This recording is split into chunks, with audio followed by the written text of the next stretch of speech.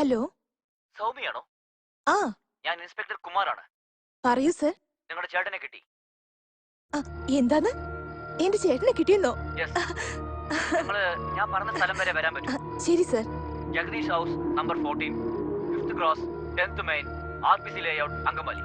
ശരി സർ, ഞാൻ ഇപ്പൊ തന്നെ വന്നേക്കാം. Thank you sir.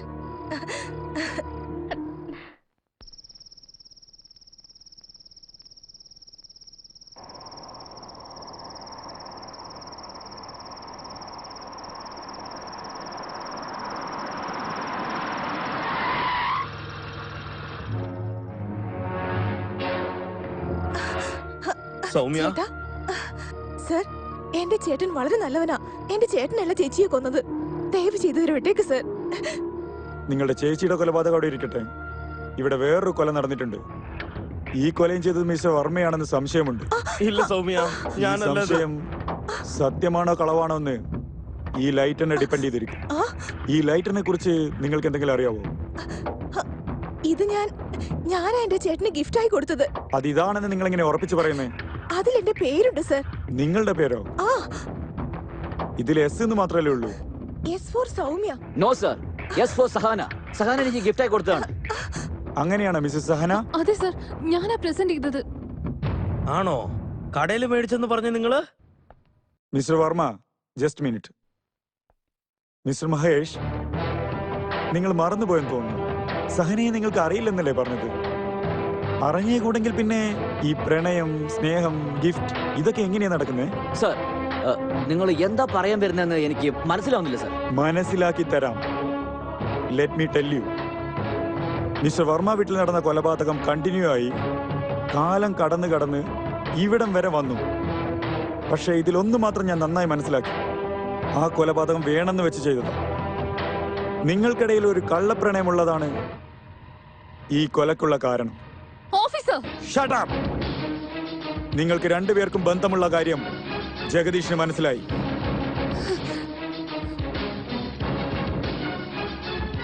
അതുകൊണ്ടാണ് അയാൾ ഇന്നലെ വൈകുന്നേരം ബോംബെയിൽ നിന്നും തിരിച്ച് വീട്ടിലേക്ക് വന്നത്. നിങ്ങളെ ഒരുമിച്ച് അയാൾ ബെഡ്റൂമിൽ കണ്ടിട്ടുണ്ട്. ചിലപ്പം വഴക്കുണ്ടായിട്ടുണ്ടാവാം, കയ്യാങ്കളിയായിട്ടുണ്ടാവാം. നിങ്ങളുടെ രഹസ്യം എല്ലാവർക്കും മനസ്സിലാവുന്നുള്ള ഭയത്തിൽ നിങ്ങൾ രണ്ടുപേരും ചേർന്ന് അയാളെ കഴുത്ത് ഞെരിച്ച് കൊന്നിട്ടുണ്ടാവും. ഇല്ല, ഇത് നിങ്ങളുടെ തോന്നലാണ്, കെട്ടുകഥയാണ്. Don't shout at me. ഇതൊന്നും കെട്ടുകഥയല്ല മിസ്റ്റർ മഹേഷ്, ഇതാണ് സത്യം. സർ, സാധാരണ ഈ ലൈറ്റർ വെച്ച് എന്നെ കുറ്റവാളിന്ന് പറയുന്നില്ല സർ. മരിച്ചുപോയതിന്റെ കയ്യിലുള്ള സാക്ഷി, അതിനെ കുറിച്ച് നിങ്ങൾ എന്താ പറയുന്നത്? നിങ്ങൾ ഭയങ്കര ബുദ്ധിശാലിയാണ്. കുട്ടികൾക്ക് എന്ത് കൊടുത്താലും അവരത് വേണ്ടെന്ന് പറയില്ല. പക്ഷെ ചെറിയൊരു മിസ്റ്റേക്ക് നിങ്ങൾക്ക് പറ്റിപ്പോയി. പോക്കറ്റിന്റെ തുണി തിരിച്ചാ വെച്ചത്. നുണയാണ്. നിങ്ങൾ പറയുന്നത് ഞാൻ കേൾക്കാൻ പോകുന്നില്ല. ഒരു കാര്യം വെച്ചാൽ ഞാൻ സമ്മതിക്കില്ല. സമ്മതിച്ചേ പറ്റൂ. രാത്രി ഒരു 12 മണിക്ക് ഞാൻ നിങ്ങളെ റോഡിൽ കണ്ടതാ. അപ്പം നിങ്ങളുടെ മൊബൈലിലേക്ക് ഒരു മെസ്സേജ് വന്നു. Let me read. He is sleeping, come soon. എന്താ പറഞ്ഞേ? അയാൾ ഉറങ്ങി, വേഗം വാന്ന്. എന്തിന്? ബോഡി എടുത്ത് പുറത്തു കളയാൻ. നിങ്ങൾക്ക് മെസ്സേജ് വന്നില്ലേ? ആ നമ്പറിലേക്ക് ഒന്ന് വിളിക്കാം.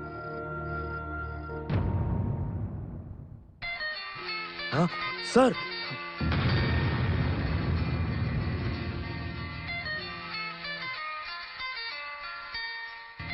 മിസ്സസ് ജഗദീഷ്, ഈ ഫോൺ നിങ്ങളുടേതല്ലേ? അതെ അതെ. മിസ്റ്റർ മഹേഷ്, ഇതിനേക്കാളും വലിയൊരു സാക്ഷി വേണോ? മര്യാദക്ക് സറണ്ടർ ആവും. No officer, no officer. ഈ മഹേഷിനെ പിടികൂടുന്നത് അത്രയും എളുപ്പമുള്ള കാര്യമല്ല. എന്റെ വഴിയിൽ ക്രോസ് ചെയ്താല് നിങ്ങളെല്ലാവരും ഷൂട്ട് ചെയ്തിട്ട് ഞാൻ ഇവിടുന്ന് പോയേക്കും. വഴിവിടാൻ. നിങ്ങൾ പറയുന്ന കേട്ട് സ്വത്തിന് വേണ്ടി സ്വന്തം ഭർത്താവിനെ വരെ ഞാൻ കൊന്നു. എന്താ നിങ്ങൾ ചെയ്യുന്നത്? നിങ്ങൾ എന്നെ ഷൂട്ട് ചെയ്യ. വഴിവിട്, വഴിവിട്. Mister Mahesh, you are making a mistake. Don't go man. ഓ, ആരും അനങ്ങിപ്പോരുത്. ഷൂട്ട് ചെയ്തേക്ക് ഞാൻ. അനങ്ങിപ്പോരുത്.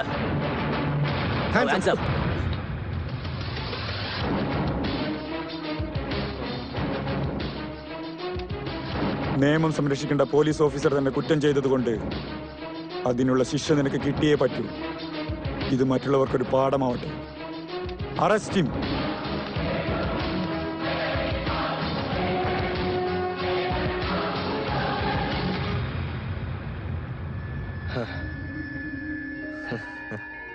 Mister Varma, sir, I am really sorry.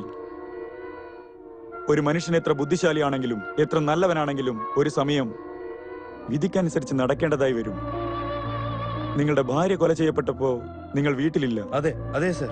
പക്ഷേ രണ്ടാമത്തെ കൊല നിങ്ങൾ ഈ വീട്ടിൽ വരുന്നതിന് മുമ്പേ നടന്നിട്ടുണ്ട് സർ. ഇതാണ് വിധി എന്ന് പറയുന്നത്. സർ, നിങ്ങൾക്ക് ഇപ്പോഴെങ്കിലും മനസ്സിലായില്ലേ എന്റെ ചേട്ടൻ ഒരു പാവാണെന്ന്? സർ, ഞാൻ ഇപ്പോഴും പറയുന്നു, ഇവിടെ നടന്ന കൊലപാതകം എന്റെ ചേട്ടന്റെ പേരിൽ എങ്ങനെ വന്നോ അതേപോലെ എന്റെ ചേച്ചിയുടെ കൊലപാതകവും വെറുതെ ആരോപിച്ചിരിക്കുകയാണ്. അവർ അങ്ങനെയൊന്നും ചെയ്യുന്ന ആളല്ല സർ, വളരെ നല്ലവരാ. Exactly, I know. നിങ്ങളുടെ ചേട്ടൻ വളരെ നല്ലവനാണെന്നും അറിയാം. അവര് നിങ്ങളുടെ ചേച്ചിയെ കൊന്നിട്ടില്ലെന്നും അറിയാം. അതെന്തെന്ന് വെച്ചാലേ, ആ കൊല ചെയ്തത്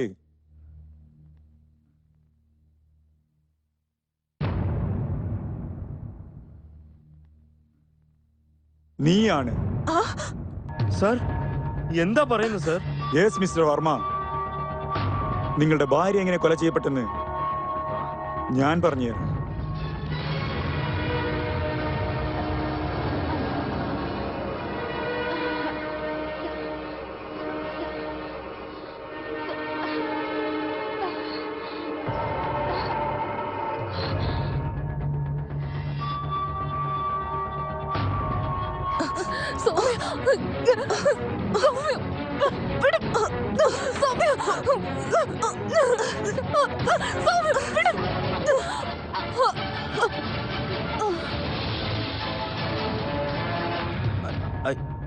I can't believe this, officer. ഇവർ രണ്ടുപേരും സിസ്റ്റേഴ്സ് ആണ്. അവരുടെ മേത്ത് അവർക്ക് ജീവനുണ്ടായിരുന്നു. അങ്ങനെ ഇരിക്കുമ്പോ സൗമ്യ എന്റെ ഭാര്യയെ കൊന്നത് സാധ്യമേ അല്ല സർ. മിസ്റ്റർ വർമ്മ, ഇപ്പോഴും നിങ്ങൾ വിശ്വസിച്ചിട്ടില്ല. ഈ കൊലക്കുള്ള കാരണം ഇവക്ക് നിങ്ങളോടുള്ള ഇഷ്ടമാണ്. സൗമ്യക്ക് എന്റെ യെസ് മിസ്റ്റർ വർമ്മ, അവളുടെ മൊബൈലിലുള്ള നിങ്ങളുടെ ഫോട്ടോസ്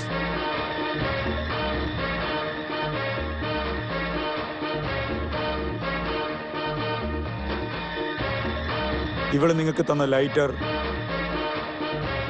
പിന്നെയുള്ള വാർത്തകൾ, ഇതിൽ നിന്നൊക്കെ എനിക്ക് മനസ്സിലായത് ഇവർ നിങ്ങളെ ഒരുപാട് ഇഷ്ടപ്പെടുന്നുണ്ടെന്ന്. ഇതിനെല്ലാത്തിനും കാരണമായ നിങ്ങളുടെ വൈഫിനെ അവരെ കൊന്നു കഴിഞ്ഞാൽ നിങ്ങളുടെ അടുത്തേക്ക് പെട്ടെന്ന് എത്താമെന്നതാ ഈ കൊലക്കുള്ള പ്രധാന കാരണം. ഇല്ല ഓഫീസർ, ഞാൻ എന്റെ ചേച്ചിനെ കൊന്നോ? ഇല്ല സർ, എന്റെ ചേച്ചിയെ കൊല്ലാൻ മാത്രം ക്രൂരയല്ല ഞാൻ. മാത്രമല്ല, എന്റെ ചേച്ചിയുടെ കൊല നടക്കുമ്പോ ഞാൻ അവിടെ ഇല്ല സർ. മിസ് സൗമ്യ, എന്റെ അടുത്ത് എവിഡൻസ് ഇല്ലാണ്ട് ഞാൻ ഒന്നും പറയാറില്ല. ഞാൻ നിങ്ങളുടെ വീട്ടിൽ വന്നപ്പോ നിങ്ങളുടെ വള പൊട്ടിയിട്ട് കയ്യിൽ നിന്ന് രക്തം വന്നില്ലേ?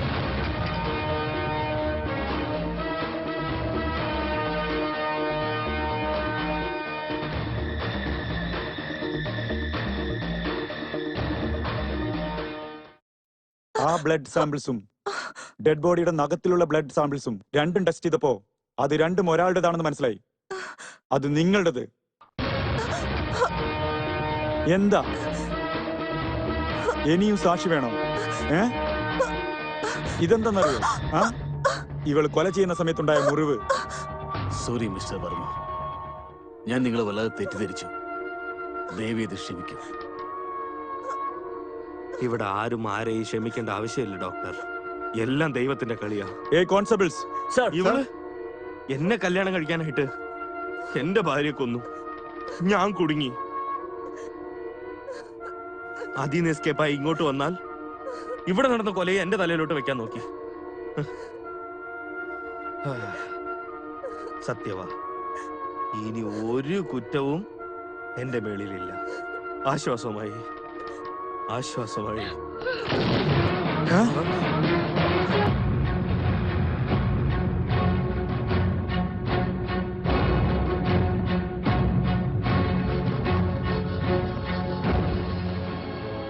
എല്ലാ പുരുഷന്മാരുടെ വിജയത്തിന് പിന്നിലും ഒരു സ്ത്രീ ഉണ്ടാകുമെന്നുള്ളത് സത്യമാണ്. പക്ഷെ ഇവിടെ ഒരു പുരുഷന്റെ പരാജയവും അതുപോലെ പുരുഷന്റെ മരണവും, ഇതിന്റെ രണ്ടിന് പിന്നിലും ഒരു സ്ത്രീയാണുള്ളത്. എല്ലാ സ്ത്രീകളും നല്ലവരല്ല, അതുപോലെ എല്ലാ പുരുഷന്മാരും മോശവുമല്ല. നല്ല ആൾക്കാരെ മോശക്കാരാണെന്ന് ഈ സമൂഹം പറഞ്ഞുകൊണ്ടിരിക്കും. പക്ഷേ ആ ദൈവം നല്ലവരെ എന്നും സംരക്ഷിക്കും. ഒരുപക്ഷെ നിയമപ്രകാരം അവൻ കുറ്റവാളിയായിരിക്കാം, പക്ഷെ ദൈവത്തിന് മുന്നിൽ അവൻ നിരപരാധിയായിരിക്കും.